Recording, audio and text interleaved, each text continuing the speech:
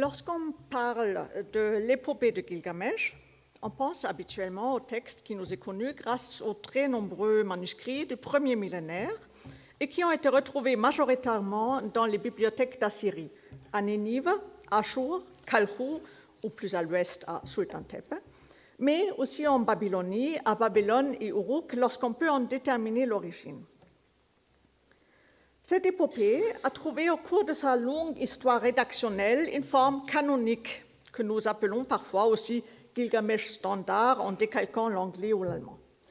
Pour elle et les versions antérieures, nous disposons aujourd'hui de l'édition critique de Andrew George et suite à ce remarquable travail de fond, de nombreuses traductions en langue anglaise ou allemande ont paru.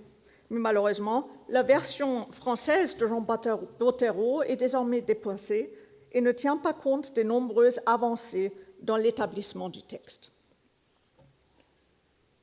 Avant d'arriver dans sa version finale, de nombreux textes témoignent du fait que la figure de Gilgamesh focalisait sur elle l'attention du monde des scribes, mais certainement aussi d'un auditoire plus large, et cela depuis le troisième millénaire. 5 versions sumériennes sont actuellement connues.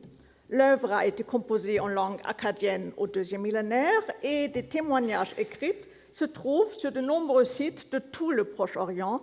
On en a même adapté des passages en hittite ou ourite. Mais malgré la prolifération des versions et manuscrits, le chemin parcouru avant de prendre sa forme finale reste difficile à déterminer et même après l'établissement de l'épopée sous sa forme canonique, des variantes continuent à exister. Il est généralement admis que la personne qui a été à l'origine de la rédaction de l'épopée canonique nous est connue nominalement.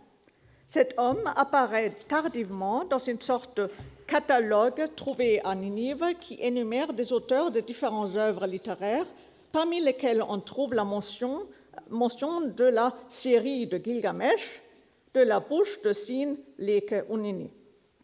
Le métier de Sin Leke Unini a été interprété de différentes manières. William George Lambert, le supposé exorciste, élisait Loudemash, mais puisqu'à l'époque néo-babylonienne et jusqu'à l'ère séleucide, une dynastie des lamentateurs Kalou d'Uruk prétendait être des descendants de cet homme, et qu'ils étaient tous lamentateurs et aucun exorciste, la restauration Lou de Ushku, donc lamentateur, avait été proposée par Paul-Alain Beaulieu, mais cette interprétation est refutée pour des raisons épigraphiques. Le fait que de nombreux autres auteurs de ce même catalogue étaient par ailleurs également exorcistes rend cette proposition initiale de Lambert plausible. Néanmoins, si nous connaissons le nom de l'auteur, l'ère à laquelle cet homme, poète ou compilateur, aurait vécu reste inconnu. Le nom Sin Leke Unini est déjà attesté à l'époque paléo-babylonienne, mais les attestations connues ne permettent pas d'établir un lien qui dépasse la simple homonymie. Les sources anciennes ne nous aident pas dans cette quête d'une date, car la seule indication chronologique vient d'une chronique d'Uruk d'époque séleucide qui dit « À l'époque de Gilgamesh », mais c'est cassé comme vous voyez, « À l'époque de Gilgamesh, le roi, Sin Leke Unini était savant. » Et le même texte donne d'autres datations fantaisistes pour d'autres savants bien connus et ne peut donc pas être retenu comme argument qu'une figure historique de Sin Leke Unini n'aurait jamais existé. Selon Andrew George, et il est loin d'être seul, Sin Leke Unini est donc la rédaction de l'épopée canonique, doit être située vers la fin du deuxième millénaire au XIIe ou XIe siècle, car à cette époque, d'autres séries de textes ont également été compilés. Avant de revenir sur la question de la rédaction du texte, jetons un regard sur l'état actuel de nos connaissances. L'épopée canonique comporte plus de 3000 vers et se répartit sur 11 voire 12 tablettes de longueur inégale. Toutefois, l'état de conservation de l'œuvre demeure, malgré les avancées et parutions assez régulières de nouveaux fragments, peu satisfaisant.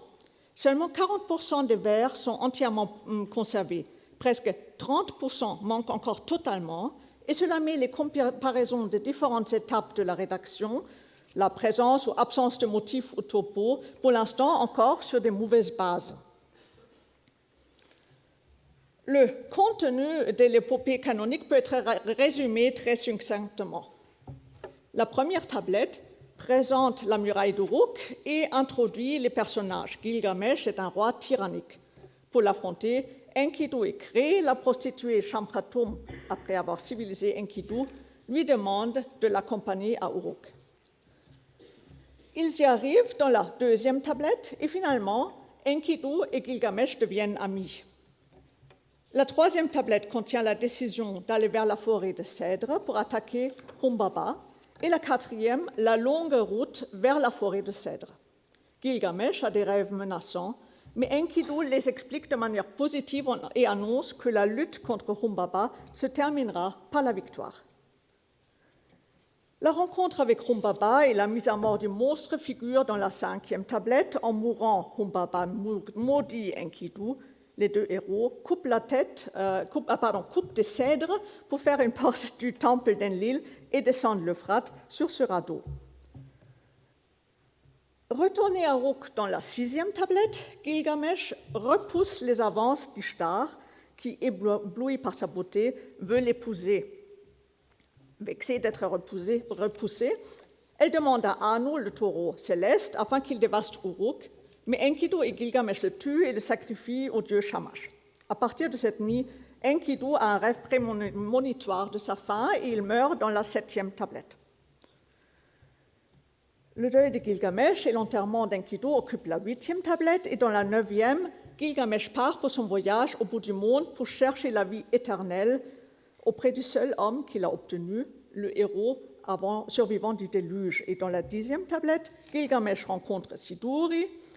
Il traverse les eaux de la mort et arrive chez Utnapishtim et sa femme, et il y arrive à la fin de la dixième tablette. Dans la onzième, Utnapishtim raconte le déluge.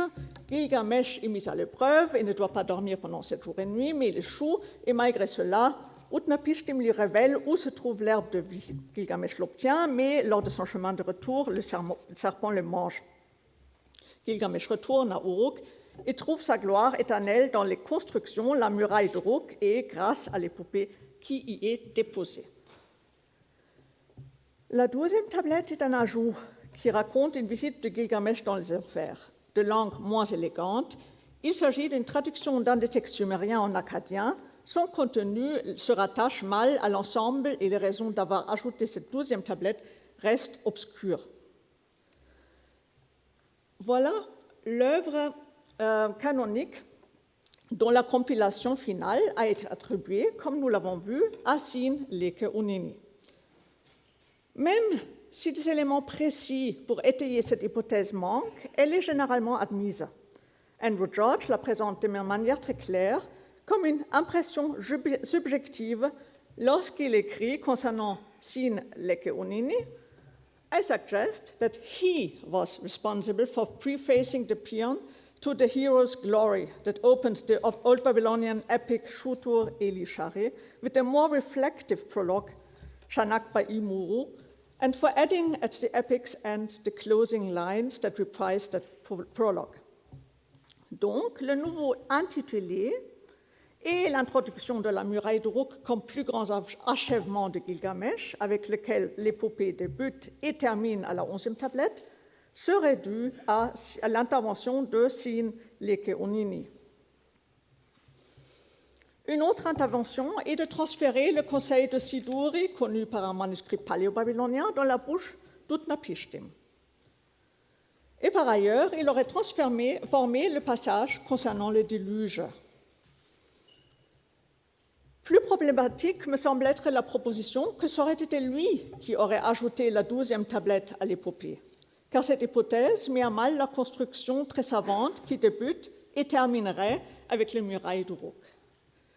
Et Andrew George termine son appréciation en disant « The poem was recast in Sin Leke Unini's hand as a somber meditation on the doom of man. The poem became a vehicle for more than entertainment. Grâce à cette transformation, donc, Gilgamesh devenait une méditation plus profonde sur la condition humaine et, avec cela, de la littérature sapientiale. Je n'ai pas de scoop à livrer aujourd'hui et je ne connais pas la date, ni l'époque de vie, ni l'apport véritable de Sin Leke Unini. Mais ce qui est désormais clair est que le incipit canonique de l'épopée Chanakba Imuru est déjà attesté à Ugarit sur une copie scolaire retrouvée dans la maison d'Urtenu, mais que le texte d'Ugarit n'est pas encore la version canonique. De ce fait, il faut dissocier deux choses. L'intitulé Chanakba Imuru du compilateur Sin Leke Unini ou la version canonique de Sin Leke Unini. Ou bien, troisième hypothèse, il faut supposer qu'Ugarit n'était pas au courant de toutes les transformations que l'épopée aurait subies avant les années 1190, date de la destruction d'Ugarit. Je pense qu'il est impossible de donner une réponse définitive au rôle personnel de Sin Leke Unini dans la création de l'épopée aujourd'hui. Ce que j'aimerais regarder du coup est l'état du récit de Gilgamesh à l'époque paléo-babylonienne, quelques siècles avant la version d'Ugarit, et de regarder quelle proximité thématique liait la narration de cette époque avec le cycle canonique attesté 1000 ans plus tard. L'époque paléo-babylonienne est connue pour avoir été un moment de forte créativité littéraire, et nous savons que de nombreux passages ont trouvé leur chemin de l'épopée du texte concernant Gilgamesh, ont trouvé leur chemin dans la version canonique, comme par exemple l'incipit Shutur Elishari, le plus éminent des rois, désignant Gilgamesh, qui se retrouve dans la version canonique à la 29e ligne de la première tablette. La documentation paléo-babylonienne elle-même est bien plus éparse que celle du premier millénaire. Nous disposons, en tout et pour tout, de 11 manuscrits. Prenons comme fil conducteur l'ordre de la narration telle qu'elle est connue à l'époque récente. Aucun manuscrit paléo-babylonien ne nous livre le début du texte. Gilgamesh P est rédigé sur 6 colonnes accompagnées d'un colophon. Selon ce dernier, il s'agit de la deuxième tablette de la série intitulée Shutur Elishari. Le texte raconte les rêves de Gilgamesh annonçant l'arrivée de Enkidu, l'entrée de Enkidu et Shamkhatu Uruk, et le combat entre Enkidu et Gilgamesh dans la porte de la maison où devait avoir lieu un mariage à laquelle Gilgamesh voulait s'inviter abusivement. Le combat se terminera par l'amitié entre les deux hommes et on remarquera que le contenu de cette deuxième tablette paléo-babylonienne correspond pas mal à la deuxième tablette de l'épopée canonique qui est de surcroît très mal conservée. Gilgamesh Yale, comme il est appelé, a également 6 colonnes. Cette tablette raconte le désir de Gilgamesh de s'attaquer à Humbaba et de se faire une renommée malgré les avertissements de tout le monde contre ce projet. Un passage élaboré énumère l'armement extraordinaire des héros. Cette tablette contient la suite du récit de Gilgamesh P et forme donc la 3e tablette, même si on n'a pas de colophon. Elle correspond par ailleurs aussi à la 3e tablette du texte canonique plus tardif. Pour résumer, à l'époque paléo-babylonienne, nous avons 2 manuscrits bien établis appartenant à une série qui, dans sa structure et l'agencement de sa narration, anticipe ce qui deviendra un texte canonique plus tard. L'incipit paléo-babylonien Shutur Elishari correspond au 29e vers de l'épopée canonique Chanakba Imuru et on suppose que tout le passage suivant est transposé directement de la version paléo-babylonienne. Les 2 textes sont attribués au même scribe et présentent le même layout, une origine à l'archaïque avancée, mais certains éléments de grammaire sont plutôt tardifs, donc ça reste à vérifier. Par ailleurs, un tout petit texte de la collection Schoyen ressemble à la fin de ce qui est dans l'épopée canonique Gilgamesh, tablette 2. Un petit fragment de Nippur est trop fragmentaire pour être placé. Plus impressionnant est cette tablette à une seule colonne, narrant la route des héros pour affronter Humbaba et les rêves de Gilgamesh. Une des haltes se fait à l'approche du pays des Blas. Les parallèles peuvent être établis avec la 4e tablette canonique. Un autre extrait de Nippur concerne les rêves de Gilgamesh, correspondant également à la 4e tablette de Gilgamesh canonique. Et de même, ce texte de Shatupoum. Tandis qu'un autre texte de ce site raconte l'attaque de Humbaba, ce qui correspond dans la version canonique à la tablette 5. De Nereptum vient aussi cet extrait avec la mise à mort du monstre. Et un autre texte contient le projet de ramener les cèdres à Uruk pour fabriquer une porte pour Enlil. Tous les textes que nous avons vus se relatent donc aux éléments qui se retrouvent sur les 5 premières tablettes de l'épopée canonique, et la plupart se concentrent à l'aventure de combattre le gardien de la forêt de cèdres, Humbaba. Un dernier texte paléo-babylonien connu fait exception. Il s'agit d'une tablette à 4 colonnes qui fait état des errances de Gilgamesh, de son arrivée chez la cabaretière Siduri. Cet épisode se retrouve plus tard, mais fortement transformé, dans la 10e tablette de l'épopée standard ou canonique. Si nous comparons ces éléments du récit paléo-babylonien avec ce que nous savons de l'épopée canonique, nous voyons en rouge les passages qui trouvent leur pendant aux 2 époques. Ce que nous n'avons pas pour l'instant est l'épisode où Gilgamesh refuse les avances de Ishtar, ni la mise à mort du taureau céleste, ni la mort d'Enkidu et son enterrement, ainsi que l'extrême fin de l'épopée narrant la rencontre avec Utnapishtim et le déluge. La question se pose si ces éléments manquants faisaient déjà partie à l'époque paléo-babylonienne, donc partie d'un véritable cycle de récits de Gilgamesh. Plus précisément, la question se pose si Shutur Elishari serait déjà à l'époque paléo-babylonienne une réelle épopée d'un assez grand nombre de tablettes, donc une épopée longue, bien agencée, qui a été élaborée, transformée par section, mais pas dans son ensemble. Et dans ce cas, la figure de Sinleki Onini, auteur de l'épopée, pourrait bien sûr aussi dater de l'époque paléo-babylonienne. Mais ça, ce n'est pas du tout ce qui m'intéresse. Il est sûr que la plupart des éléments manquants étaient connus de l'auditoire à l'époque.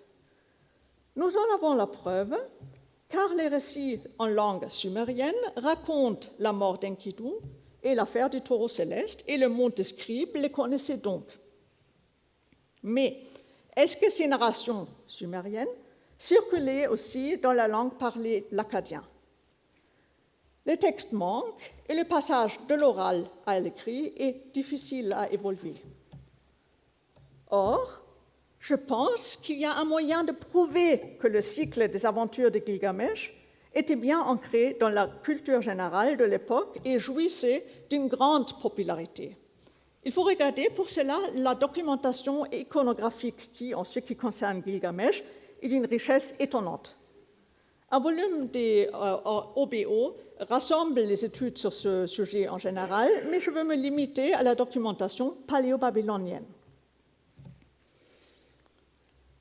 Prenons Humbaba.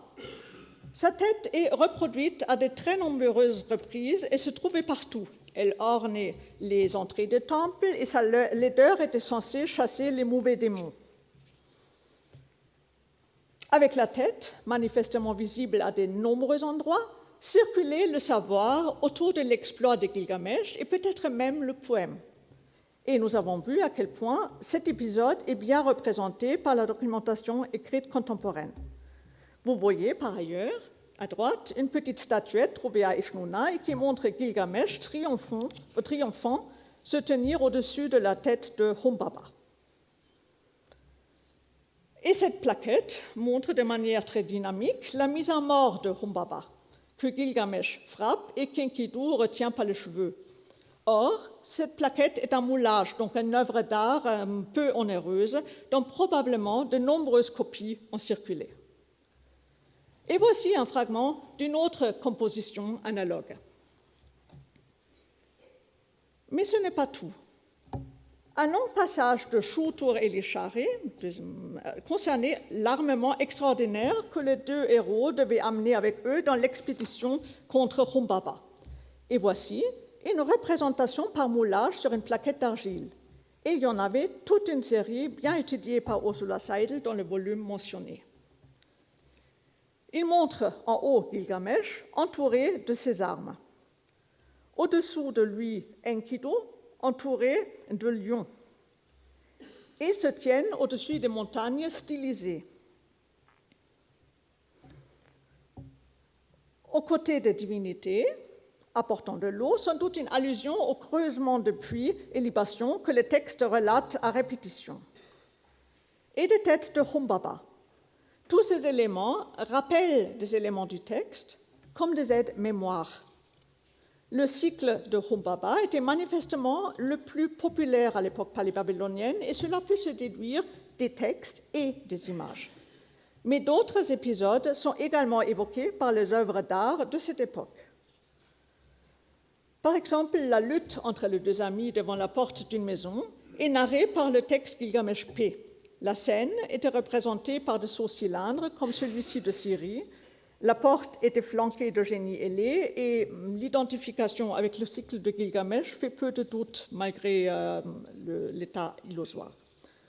Pour l'instant, nous avons vu des illustrations pour des passages connus également par les textes. Mais qu'en est-il des autres thèmes connus plus tard par la version canonique, mais pour lesquels nous n'avons pas de manuscrit? Ils existent. Voici une jolie plaquette qui montre comment Gilgamesh et Enkidu tuent le taureau céleste. Les gestes de la main et des pieds rendent l'identification absolument sûre. Et d'autres éléments prouvent que tous les éléments du récit étaient déjà réunis dans un cycle à l'époque paléo-babylonienne. Un sceau du British Museum montre, encore une fois, comment des éléments mnémotechniques des scènes de l'épopée. La mise à mort de Humbaba. Gilgamesh et Ishtar à droite pourraient rappeler l'épisode où Gilgamesh refuse les avances d'Ishtar selon la 6e tablette de l'épopée canonique. Ce passage n'est pas encore attesté avant le premier millénaire, mais on voit Gilgamesh bien paré et dans une position peu dévote face à la déesse. Le canin entre les deux pourrait alors être un loup et un rappel d'un des malheureux amants d'Ishtar, un berger, qu'Ishtar avait transformé en loup et qui du coup était exclu de la communauté de pasteurs, épisode que nous connaissons bien dans le long discours de Gilgamesh qui refuse les avances d'Ishtar. La femme nue pourrait être Shamkhatum, mais je penche plutôt vers la cabaretière Siduri, car Enkidu n'est pas représenté sur ce sceau. Et le couple d'hommes-scorpions, qui sont les gardiens du bout du monde, fait allusion aux errances de Gilgamesh en quête de vie. Dans l'épopée standard, c'est le début de la 9e tablette. Manque la rencontre avec Utnapishtim, mais la mouche doit être prise comme une allusion au récit de déluge, allusion bien connue des habitants de la Mésopotamie.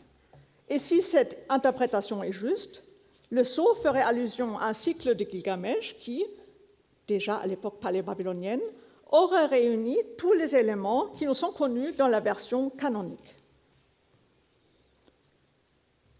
D'autres sceaux paléo-babyloniens sont plus allusifs concernant les exploits de Gilgamesh, comme celui-ci qui montre des combats, ou pour les spécialistes de Marie plus intéressants, comme ce sceau de Samia, général de Samsi-Adou et d'Ishmedagan, c'est le sceau de qui pullule des scènes de combat contre le taureau céleste à droite, mais peut-être aussi au centre, et des éléments, des allusions à la mort de Humbaba, comme illustré par les deux têtes.